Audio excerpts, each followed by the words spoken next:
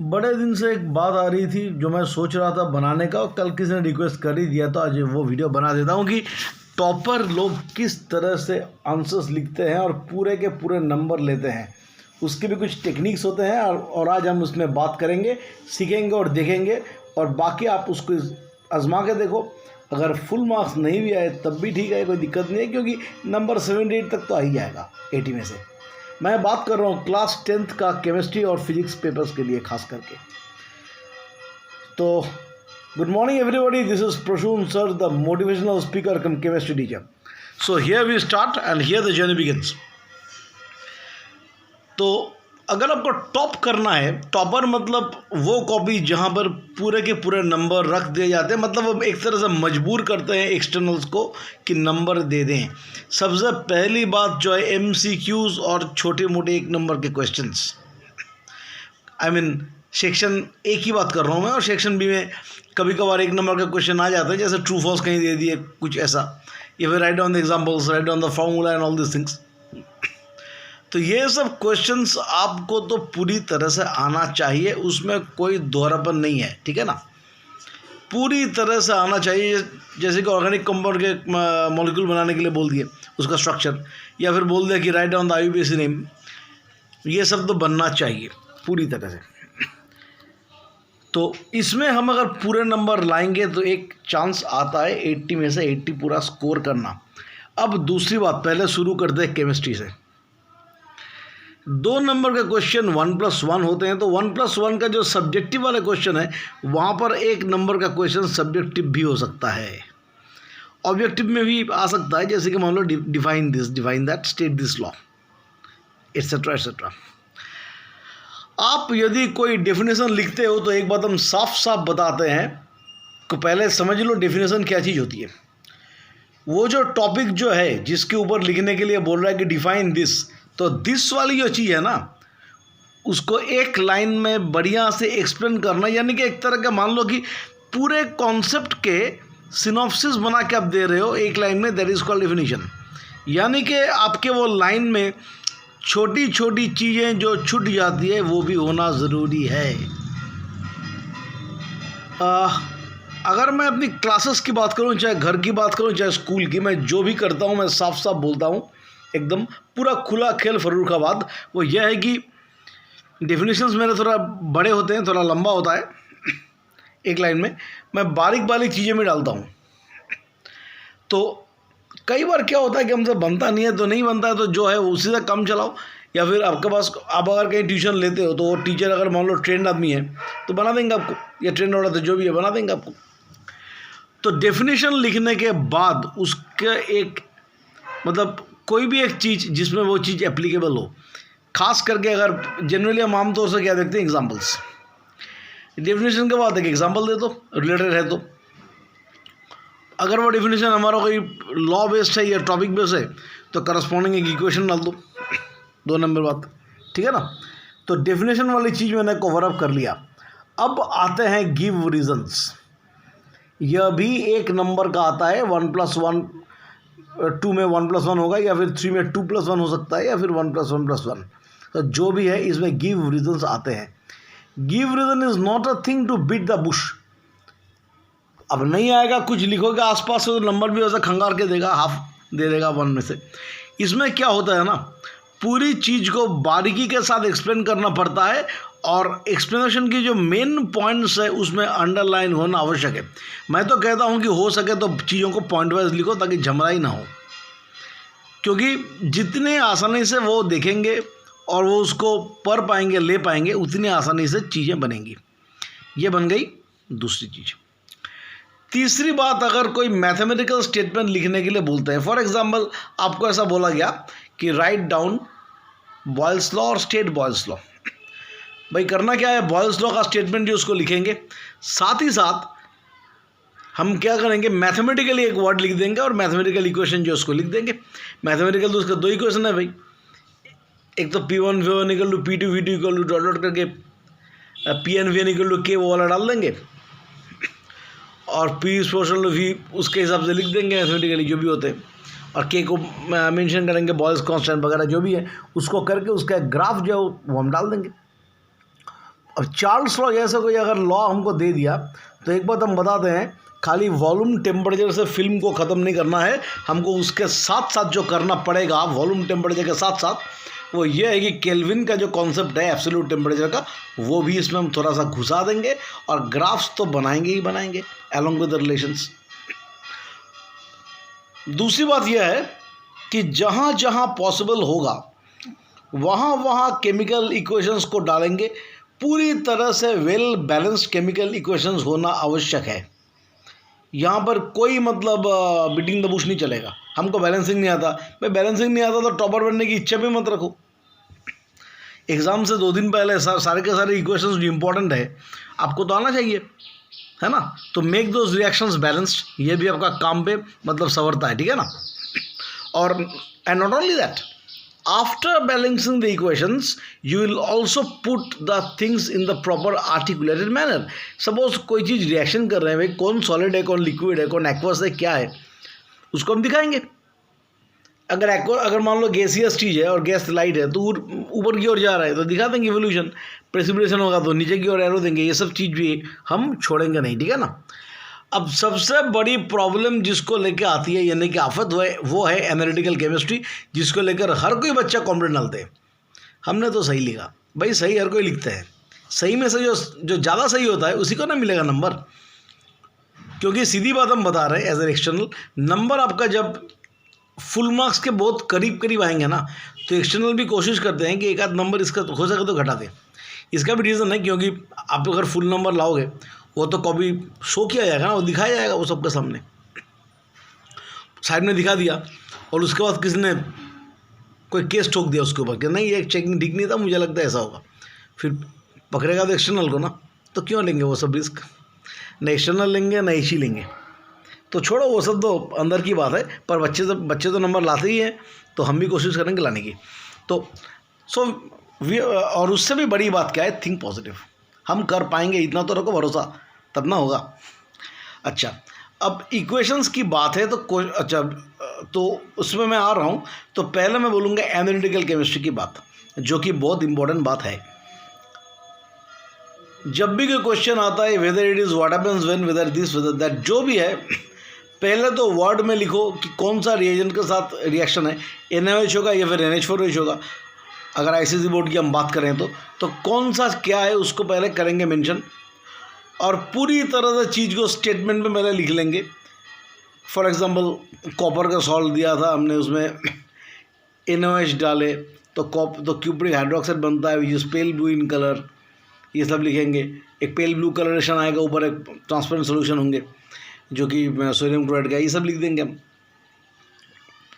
और उसके बाद क्या करेंगे, रिएक्शन लिखेंगे आर्टिकल के साथ, बैलेंस के साथ, और मेंशन कर देंगे कि कॉपर सल्फेट का कलर क्या था या फिर कॉपर का सॉल्ट जो था वो किस कलर का था और हमारा रिएक्शन क्या बना। अगर मान लो कि निकल का सॉल्ट दे दिया और उसमें बोल दिया अमोनियम हाइड्रोक्साइड, तो लिखना पड़ेगा कि बहुत कम देंगे तो सैप ग्रीन आएगा, तो ज़्यादा देंगे तो क्या बनेगा कलर, कि इंकी ब्लू बनेगा। ये सब पूरा एकदम लिखना है बढ़िया से, और बढ़िया से लिखने के बाद इक्वेशन लिखेंगे, उसके नीचे जहाँ जहाँ कलर है वहाँ कलर लिख देंगे। अब कुछ क्वेश्चन होते हैं धोखे देने की, एग्जाम्पल देने, जैसे कि what happens when ferric sulphate is heated, तो ये तो कोई भी लिख देगा, इसी स्टाइल से हम लिख देंगे ना। प्रॉब्लम इसमें आता है जब बोलता है what happens when green vitriol is heated. भाई ग्रीन विट्रॉल बोला है यानी कि FeSO4.2H2O, तो उसको अकॉर्डिंगली बैलेंस करके लिखना पड़ेगा, ठीक है ना। अब नेक्स्ट चीज़ जो हम आएंगे वो क्या है, इलेक्ट्रोलिसिस, जहाँ बच्चे कुछ गड़बड़ा के आते हैं। जब भी आपको इलेक्ट्रोलिसिस में कोई इक्वेशन लिखने बोलते हैं, भाई पहले कैथोडिक इक्वेशन लिखो, एनोडिक इक्वेशन लिखो, फिर उसको बैलेंस करके लिखो। अगर आपको बोलता है कि डिफाइन करो इलेक्ट्रोलिसिस का या फिर इलेक्ट्रोलाइट क्या है, यह है वो है, इसको बढ़िया सा करो। नेक्स्ट आता है डिफरेंस, पूरा कॉलम काटो। अगर 3 पॉइंट्स हमको लिखने के लिए बोलते हैं, इसके मतलब 3 डिफरेंस के पॉइंट्स होते हैं, तो क्या करेंगे, 3 डिफरेंस का पॉइंट ही हम लिखेंगे बढ़िया से, और 4th पॉइंट में क्या डालेंगे, एग्जाम्पल, और पूरा कॉलम से लिखेंगे, कॉलम बना कर लिखेंगे एकदम बढ़िया से। Last but not the least, इसके साथ साथ अब आता है numericals, stoichiometry. whenever you are solving the numericals, it is your utmost responsibility to write the formula because it carries the mark. बच्चे क्या होता है, कॉन्फिडेंट होकर इमोशनल होकर छोड़ देते हैं. हमको इमोशनल नहीं बनना वहाँ पे. वहाँ हम एग्ज़ाम देने जा रहे हैं, वहाँ पे हम कोई मतलब दूसरा कुछ करने के लिए नहीं जा रहे हैं, ठीक है ना. तो फार्मूला लिखेंगे, तो फार्मूला के साथ साथ हमको और क्या करना पड़ेगा, एकदम पूरा स्टेप वाइज. पहला स्टेप में जो वैल्यूज़ है उसको मतलब पुट करेंगे, फिर और एक स्टेप करेंगे, फिर और एक स्टेप करेंगे, और यूनिट तो किसी भी तरह से छोड़ेंगे नहीं. यूनिट गया मतलब हाफ नंबर गया, और गलत यूनिट लिखा मतलब हाफ नंबर गया. तो ये सब यूनिट की मैं इसीलिए बोल रहा हूँ क्योंकि जल्दबाजी में लोग यूनिट छोड़ते हैं उस, ठीक है. ऑर्गेनिक की बात करेंगे तो जो बोलेगा क्वेश्चंस अकॉर्डिंगली हम कर देंगे उसका. अगर IBC नेम चाहते हैं तो IBC नेम लिखेंगे. अगर मान लो कि ऐसा बोलता है कि अल्कोहल एसिड रिएक्शन कर रहे हैं, मान लो ये इक्वेशन एग्जाम में यही इक्वेशन दे दिया कि व्हाट इज स्टेरिफिकेशन, तो आप स्टेरिफिकेशन का डेफिनेशन लिखो. फिर आप बोल दो कि किस तरह से इथाइल एसिडेट बनते हैं, ठीक है ना. इतना तो बनता है, इतना हम कर भी सकते हैं, तो इतना करना चाहिए आपको. लिखने में कोई मतलब कंजूसी मत करो, ठीक है ना. और इन जनरल कुछ क्वेश्चंस जहाँ पर इक्वेशंस हम फर्निश नहीं कर सकते, मैथमेटिक्स हम दे नहीं सकते हैं, उसमें क्या करेंगे भाई, जो पूरी तरह से लिखने वाला क्वेश्चंस है उसको पॉइंट वाइज लिखेंगे. आप अगर पॉइंट वाइज लिखेंगे तो क्या होगा, सामने वालों को समझने में बहुत आसान सी बात बनती है. अब ये सब चीज़ तो हमको करना होगा, टॉपर्स यही करते हैं, खास और कुछ नहीं करते हैं. इसके साथ साथ और एक बात बोलते हैं भाई, वीडियो थोड़ा लंबा होगा, एकदम सुनना पड़ेगा भाई. आज अगर करना है तो सुनना पड़ेगा. Now last but not the list is representation. भाई कॉमन एग्जांपल ले लो. आप घर में खाना खाते हो, होटल में खाना खाते हो, घर में आलू का पराठा देखे तो नखरा शुरू है ना. आलू कम है, दही ठीक नहीं है, ये नहीं है, वो नहीं है. होटल में क्या करते हैं, कुछ भी सीरियल वाला देगा आप खा लोगे प्रेम से. क्यों? क्योंकि होटल में आपको प्रेम से सर्व कर रहा है, प्रेम से एकदम अलग अलग करके दे रहा है कटोरा में ना. यही थ्योरी हमको लगानी है एग्ज़ाम में. क्या करना पड़ेगा, हर एक आंसर के बाद लाइन खींच दो, एक लाइन छोड़ के दूसरा लिखो. उससे भी बड़ी बात है हैंड राइटिंग मेरा जो एकदम चिकना होना चाहिए, बढ़िया होना चाहिए. कई लोगों का होता है कर्सिव में लिखता है, क्या लिखते हैं पता नहीं. स्कूल में तो ये लोग लड़ जाते हैं कई, तो मैं अगर प्रेजेंट एक्सपीरियंस बोलूँ तो कई बार तो पेरेंट्स अगर लड़ जाते हैं, प्रिंसिपल को चले जाएंगे, अरे क्या क्या हो गया. अरे नहीं, लड़ना नहीं है, हमको हैंड राइटिंग सुधारना है. और कई बार क्या होता है, साल भर तो जैसे तैसे लिख दिए, एग्जाम में इमोशन आ गया, थोड़ा प्रेम से लिखना शुरू, आधा क्वेश्चन छूट गया. ऐसा भी नहीं करना चाहिए. अभी टाइम है, हैंड राइटिंग में थोड़ा फोकस करो. अगर आप कर्सिव लिखते हो, हैंड राइटिंग्स को अलग मतलब लेटर्स को अलग अलग करके लिखो, और थोड़ा सा गैप डाल के लिखने की आदत डाल दो, देखो कि हैंड राइटिंग बढ़िया हो जाएगा. क्योंकि आप जो लिख रहे हो, सामने वाला अगर पढ़ ही नहीं पाएगा तो नंबर की आशा तुम रखो मत. करना ही नहीं चाहिए ना. हम लिख रहे हैं, सामने वालों को समझना चाहिए कि हम क्या क्या लिख रहे हैं, क्या नहीं लिख रहे हैं, इसीलिए बोल रहे हैं. और जो मैं हर वीडियो में बोलता हूँ, इम्पॉर्टेंट पॉइंट्स में तो अंडरलाइन हमको करना ही पड़ेगा विद पेंसिल, ठीक है ना. Representation also matters a lot. और काटाबीटी, स्क्रिबलिंग, ये सब जितना कम होगा ना उतना बढ़िया रहेगा. ये सब ज़्यादा करोगे तो इंप्रेशन खराब होगा. फिजिक्स की अगर बात करें तो फिजिक्स में भी देखोगे कुछ रीजनिंग वाला क्वेश्चन है, स्ट्रैटेजी तो सेम होनी चाहिए. और न्यूमेरिकल्स की भी अगर बात है तो वहाँ पे सेम स्ट्रेटजी हम लेंगे. अब एक बात बताते हैं, वो क्या है कि हम कैसे सॉल्व करेंगे. भाई जो क्वेश्चन पहला आएगा उसको पहले करेंगे, but put the question number in the proper way. जैसे एग्जांपल दे रहे, क्वेश्चन नंबर 2, सपोज क्वेश्चन हमको दे दिया फिगर वाला क्वेश्चन. मैं ए सेक्शन ए की बात कर रहा हूँ. हमने क्या किया, 2 का जो 3 क्वेश्चन रहता है ना, उसमें आप शफलिंग करो, कोई दिक्कत नहीं है, करो शफलिंग, कोई प्रॉब्लम नहीं है, मन खोल के शफलिंग करो. पर ऐसा नहीं होना चाहिए कि 2 का 2 क्वेश्चन लिख दिया, फिर सारा कुछ लिख दिया, फिर ब्रॉडर लिख दिया, फिर लास्ट में 2 का 1 नंबर डाल के लिख दिया. नहीं, ऐसा नहीं चलेगा. उसमें क्या करेंगे, थोड़ी सी जगह छोड़ देंगे. क्लियर. अच्छा, और एक बात हम बताना चाहेंगे इस वक्त, MCQs and fill up the blanks. Fill up the blanks में सबसे बेहतर यह होता है, you write down the statement which is there in the question mark and also write down the correct answer in the blank and put the underline in the blank. यानी कि वही statement लिखेंगे प्रॉपर ऑप्शन के साथ, ठीक है ना. Match the following, लोग क्या करते हैं, इधर एक कॉलम आ गया ए, उधर एक कॉलम दे दिया बी, 1 के साथ ए, 2 के साथ डी, कैसा कैसा करके करता है भाई. एकदम पूरा ऐसा लगता है कि सांप लूडो खेल रहे हैं वो लोग. वही होता है ना स्नेक वाला जो गेम, स्नेक लैडर का, वो खेल रहे हैं. मत करो ऐसा। खरूस आदमी होगा तो नंबर बिल्कुल नहीं देगा। Yes, I am just speaking in this words, but I have no other choices also. आप लोग कम ही ऐसा करते हो। तो उसमें क्या करना है, ऑप्शंस जो है एकदम सीधा लिखो। ए फॉर एग्जांपल 1, सपोज 1 में आपका ऑप्शन है रोस्टिंग, उसके साथ मैचिंग में आ गया ई में क्या है, सल्फाइड ओर। तो 1 रोस्टिंग हाइफन ई लिख के सल्फाइड ओर, इस तरह से हमको मैच द फॉलोइंग में लिखना है, ठीक है ना। और MCQ में मैं ये बोलूँगा, आप तो करेक्टली कर ही रहे हो, अगर आपको टॉपर बनना है तो बनेगा ही ठीक से। तो उसका भी अगर क्या है, हमको ऑप्शंस ABCD जो भी करेक्ट आ रहा है वो करेक्ट ऑप्शन लिखेंगे ABCD, और वो जो टर्म है वो भी लिख देंगे। होता है ना 4 टर्म्स, ए ये बी ये, तो मान लो कि मेरा आंसर बी आ गया तो बी के साथ जो लिख देंगे। Not that 1A 2D 3C 4A, नहीं चलेगा ये सब खेल, ये सब नहीं चलने वाला। तो इतना अगर मैं बढ़िया से लिख दूंगा तो नंबर आ जाएंगे। और अगर मान लो रही सही कसर कि हमको सारे के सारे क्वेश्चन नहीं भी आ रहे, एक आध छूट गया हमको, तो उसमें भी दिल दुखाने की बात नहीं है। आप अगर 78 भी करके आओगे इस तरह से, तो तब भी आपको 77 76 एंड हाफ तो मिल ही जाएगा ना। तो हाफ मतलब 1 होते हैं। तो इंटरनल तो स्कूल वाले नंबर दे ही देते हैं जब तक, मेरा ख्याल से जो मुझे लगता है। तो इसलिए क्या है, पर इस तरह से अगर कोई लिखेगा एग्ज़ाम में, रिप्रेजेंटेशन अगर ऐसा होगा तो नंबर हमको एकदम ज़बरदस्त मिलेगा। मेरा ख्याल से आप इस तरह से लिखने की अभ्यास करो।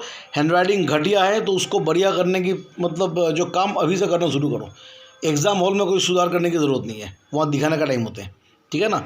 And last but not the least, time management, जो मैं हर वीडियो में बोलता हूँ। इसके ऊपर मैं एक वीडियो डालूंगा, अगर कोई चाहते हो वीडियो की किस तरह से हम टाइम को मैनेज करें एग्जाम में, तो इसके ऊपर भी एक वीडियो हम डाल देंगे। तो ये पॉइंट्स फिलहाल आप फॉलो करो, मेरा ख्याल से नंबर अच्छे आएंगे। तो जो भी अपकमिंग टॉपर्स है, अभी से all the best for your exams and just try it. तो इस वक्त हमको विदा लेना पड़ेगा, मिलते हैं अगले वीडियो में। All the best.